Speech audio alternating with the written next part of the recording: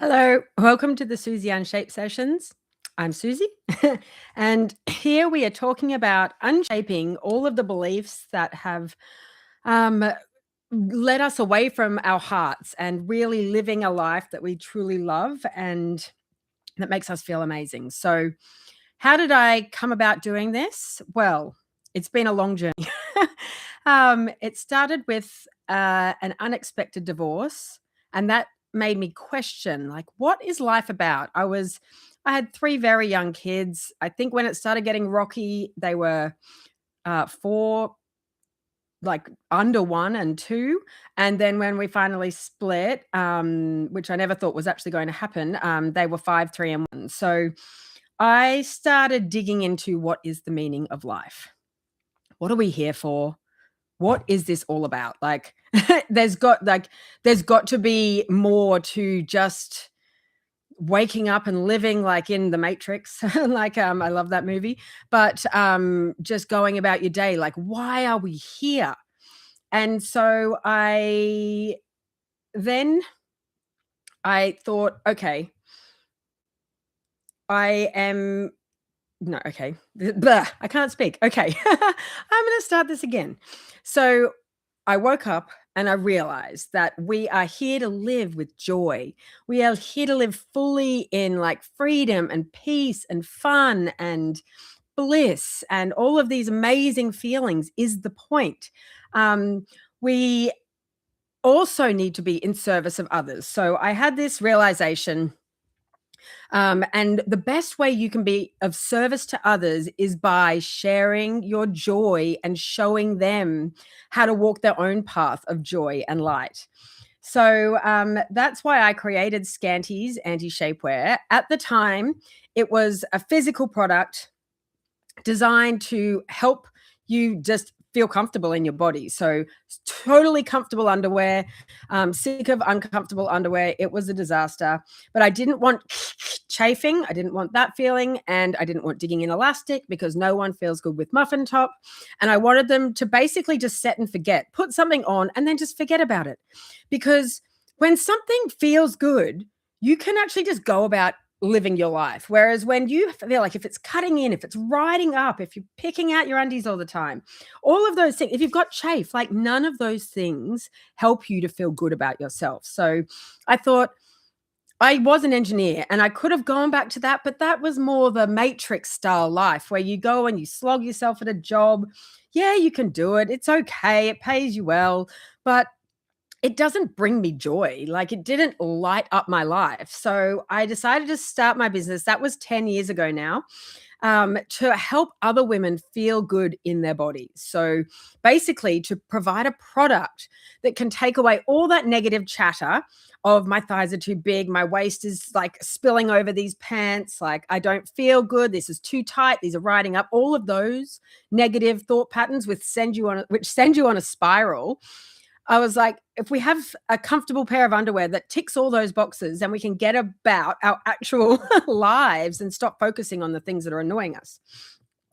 What has led from that is I realized I've dug and this has been a 10-year journey to dig in and like, why do we feel bad about our bodies? Like, why do we feel the need to wear shapewear or always be on a diet and losing 5 kilos and or 10 pounds or whatever? Like, why do we always be needing to shrink ourselves?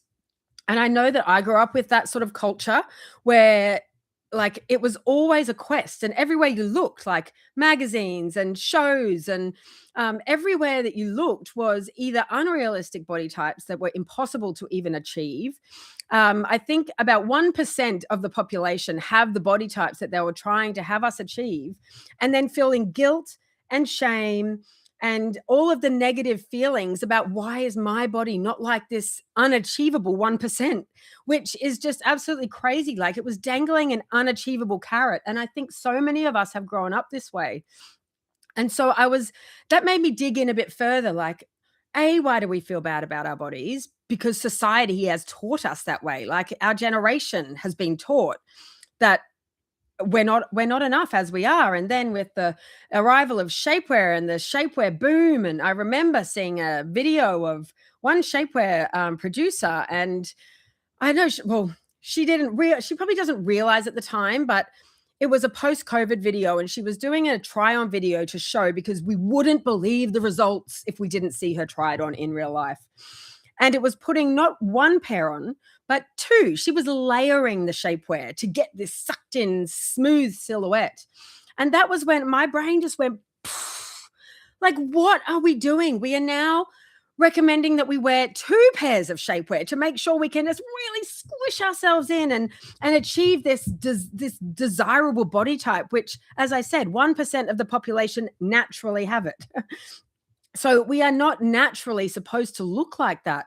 And yet it's just being jammed down our throats everywhere we look. So I started the anti-shapewear movement. And it's not only shapewear, the removal of shapewear from your body, but it's the removal of shapewear culture from our hearts. So I call that the emotional shapewear, all the guilt and the shame and all the I should be doing this, I shouldn't eat that, I should, like, it's endless, and it's so time consuming. Like, I'm not sure if anyone's had it, but the chatter in your head when you are trying to conform to these societal beliefs, it is incessant. And it's like everything, like, maybe it's just me, but I'm sure it's not, that you overthink everything. Oh, should I do that? Should I do that? Like, it's so up here and it's so consuming.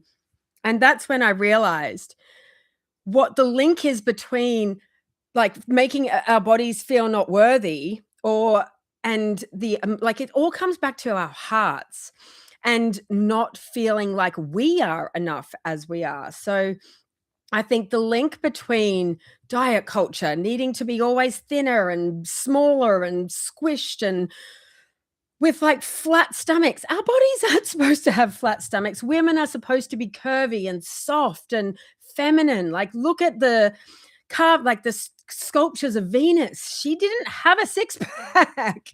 And like, if that's naturally how you are, that's fantastic. But for us who are trying to achieve this unrealistic body type that was never, I actually read somewhere that the reason they made models sort of like the coat hanger frame was because models used to have beautiful, voluptuous, feminine bodies, and everyone was looking at the bodies and they weren't looking at the clothes. So that's how the fashion of the coat hanger rail thin model came about, was because they literally needed a coat hanger so they could sell more clothes. It's much like, buy my shit. Here, we'll put it on a coat hanger so it looks like, so you can see the clothes and you're not looking at the beauty that is underneath it. So yes, that is what Scanties is about.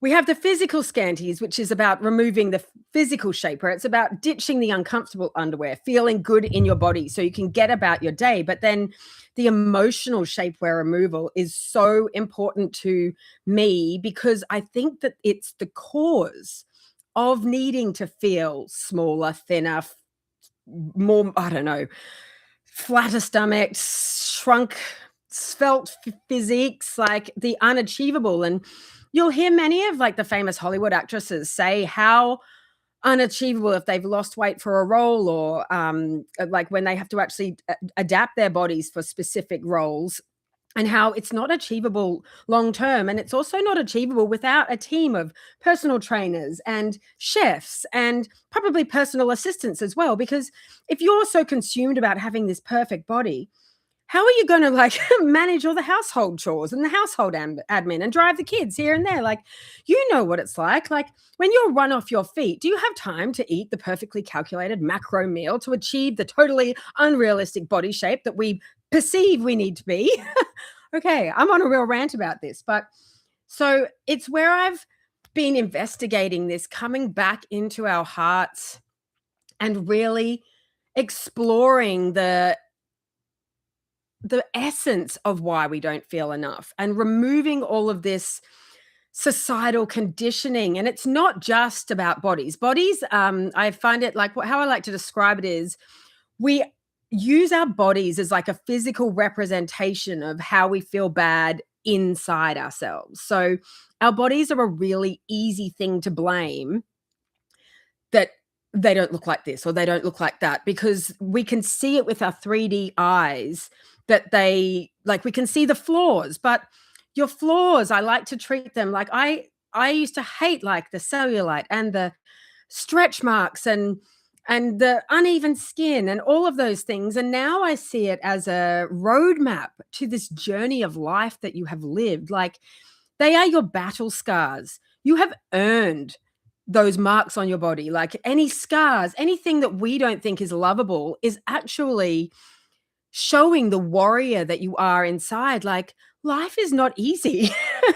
It is really hard. But in my studying of why we're here is we have chosen to come here to live these polarities, the good and the bad, to help our souls evolve. They help us grow and realize things that are separated out from our ego brains. And this brain, like, we have to love it and thank it because it keeps us safe. It tells us, don't put your hand in the gas burner, that will hurt. It tells us, like, watch where you're walking because if you fall down that hill, that will hurt. It keeps us safe. It keeps us alive. But it actually shouldn't be the ruler of our lives. That's this one's job.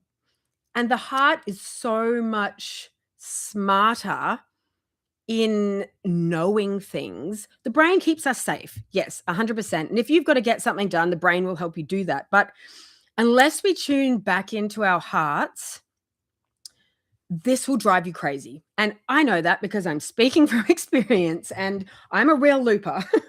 And especially like that moment after I wake up in the morning, if I don't get myself, like, I will just lie there and marinate in fear, like literally marinating in the fear and the terror. And for anyone out there, I believe in angels. I 100% know we all have angels guarding us. So when I'm in that state of fear and terror, I always call on Archangel Raphael. And Archangel Raphael has a beautiful emerald green cloak. And I ask him when I'm in that anxiety, laying in bed, I always ask him, can you please lay your green cloak over me? And then I usually put on a YouTube reading, channeling, meditation, whatever I find, whatever is suggested. I love the YouTube algorithm because I think it knows things too, and it suggests things that we need to hear at the time. Anything to turn off that chatter. If you can't put on anything like that, get up. The next solution is to get up out of bed. But it's not like I often wake up at 1 o'clock, 2 o'clock in the morning, 3 o'clock. I don't want to be pacing around the house. There's kids asleep. I don't want to wake them up. So I always leave my headphones by the bed and I just put one earbud in and get something nice, something affirming, something positive going into your ears. And it works really well to switch off that like anxiety, which, as I said, I marinate in it unless I do something about it. And it's terrifying. Like, I feel terrified. And it's all that old programming that's coming to the surface. So I can't wait for a time when I don't get that. But until that happens, they're my tips and tricks to get past that.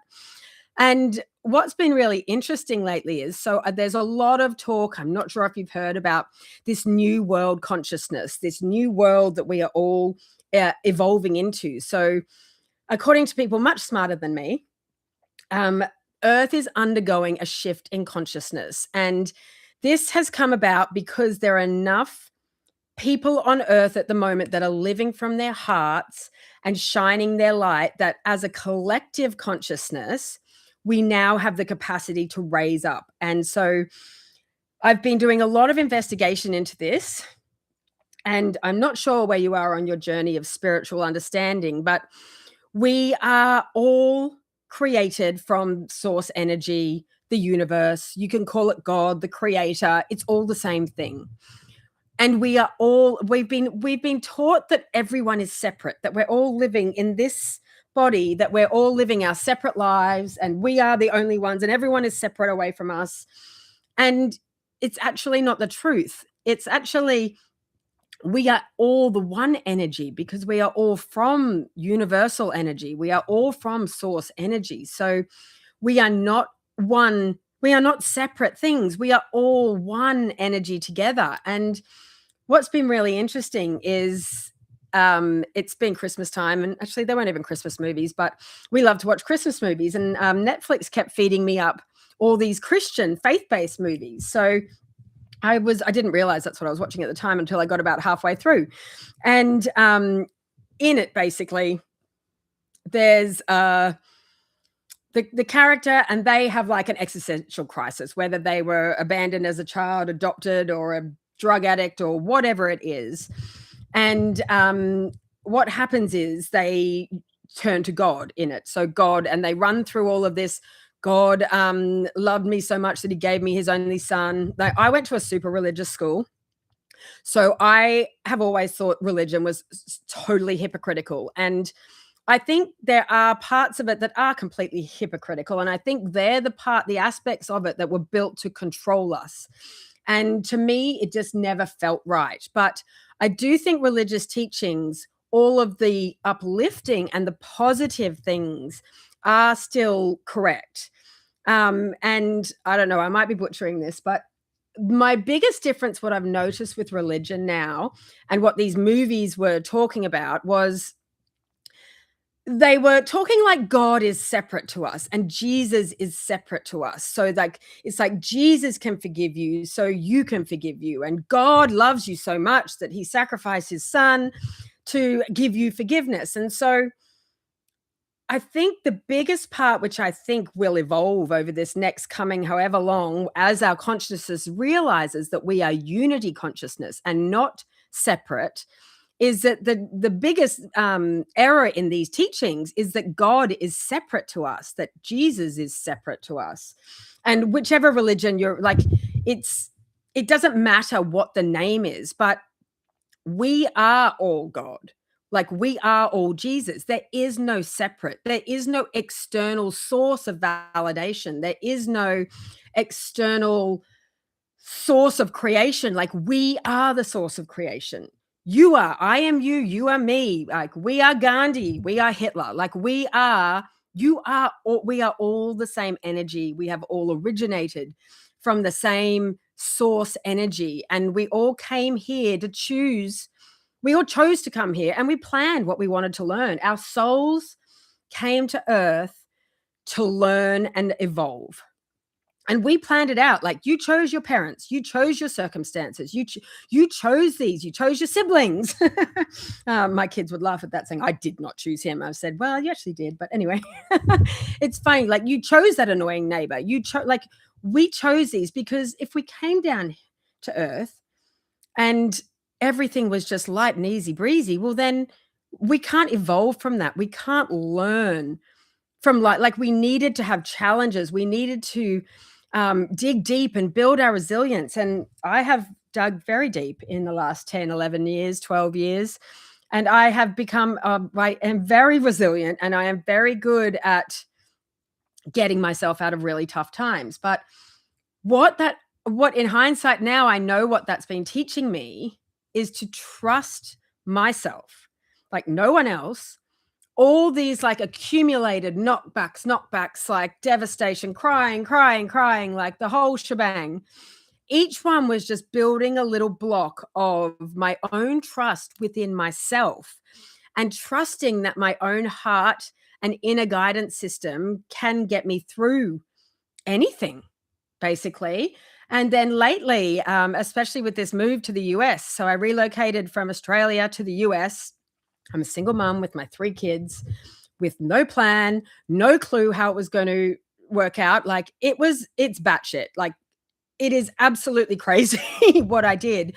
But it's because I had learned to trust my inner guidance system so strongly. And it was like, we're going. And I'm like, what? It's like process. I'd go to sleep the next night. I'm like, okay. So that was like, and there was a series of you're doing this. And I'd be like, what? And then it would be like, sleep on it. Next one, okay, another little jump. Well, they weren't little jumps, they were big jumps, but I did it step by step. And it was like, I had no idea. Like, I didn't know. But I built that trust within my heart and my intuition. And I have a guide that shows up to me as, I think it's Archangel Zadkiel is actually who it is, but he shows me himself as Spike from Notting Hill. So, you know, the hilarious Welsh character in Notting Hill. And so I get and he behaves exactly like Spike, and which is comical as well. And I often get him doing that the nod, like when at the end when Hugh Grant goes, "Oh, sod a dog, I've made the wrong decision," when he's turned down Julia Roberts.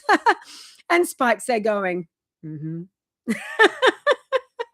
So that always makes me laugh because I'm like, yes, okay, message received. And he's very funny. He doesn't need to say a lot. He just gives me a few little like as I work through and sort it out. I get a lot of these and yeah. Which is funny. So anyway, so that's where I'm at the moment. So it's all about coming back into our hearts, trusting ourselves, and remembering that we are not separate. We are all unity consciousness. We all come from the same source energy. We all have access to all the abundance in the world, all of the universal abundance. We have access to absolutely anything that we can imagine. And so that's what this new unity consciousness and the rising of consciousness is, realizing that and then it makes you not feel like you're just battling this out alone. And I'm like in a big like wobble phase, remember who I am, wobble phase, remember who I am, wobble, remember. So at the moment I'm doing the wobble remember dance. So maybe I'll make up a song about that. I've been playing around with co-creating music with AI, which I've loved because it's like getting jingles in your head, which just get stuck in there, reminding you how amazing you are and that you're enough as you are right now. And just breathe in and breathe out. And I just noticed I've been speaking at a rapid rate, breathe like, because I think I'm so passionate to share this with you. So anyway, I think that's enough from me today. And I love you lots. And remember, when you're having a wobble, remember that you are the universe. Like, you are everything. You are a miracle. You are stardust. You are the sun. You are the moon. You are the waves. You are the bird. You are the sunshine. You are you are all the amazing things. Everything that is beautiful and amazing is exactly who you are. So good luck with the 3D wobble remembering. I'm off to go get my kids from basketball camp now. And I will, on another date, have a little discussion about balancing 3D life with the remembering and 3D life. Because, yeah, I'm busy. I'm a single mom, 3 kids. And I moved to a country where I don't really have a support system. So it is crazy. So I definitely can talk to the 3D and then remembering to snap out and remember. And it's just that dance and how to play with the dance and stay in your flow for as often as you can. So I love you lots. Big hugs. Bye.